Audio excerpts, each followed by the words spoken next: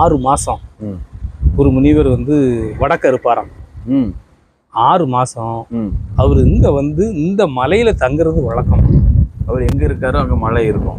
அங்க வந்து அந்த சாரலையும் அந்த தூரலையும் அந்த மலையையும் இந்த அருவி அதனால இதையும் இந்த தென்றலையும் கொண்டு வந்துருவாருன்னு சொல்லும் போகும்போது இதை நீங்க எவ்வளவு விஞ்ஞானமா நீங்க விளக்குனாலும் இந்த சீதோஷ்ண நிலைக்கு என்ன காரணம் அதெல்லாம் மறந்துடும். ஒரு முனிவர் வந்து இங்க 6 மாசம் தங்குறாருன்னு ஒரு வயோதிகர் வந்து சில புனைவா சொல்லிட்டு போன அந்த புனைவு நினைவா இருந்துகிட்டே இருக்கும். இப்ப நம்ம சொல்லுவோம்ல, இப்போ கேசவன் சார் நீங்க வந்து இங்க இருந்தீங்கன்னா தென்காசியில இருந்தீங்கன்னா உங்க தென்திருப்பறையில மழை பெய்யும். நீங்க தென்திருப்பறையில இருந்தீங்கன்னா தென்காசியில் நல்ல மழை பெய்யும்னு உங்க நண்பர்கள் வேடிக்கையா சொல்லியிருப்பது கூட உண்டு. அப்படிதானே? நீ இந்த ஊர்ல இருந்தாலே மழை பெய்யாது அப்படிங்கறத சொல்றதுக்கு நீ அங்க இருந்தாதான் இங்க மழை பெய்யுதுன்னு.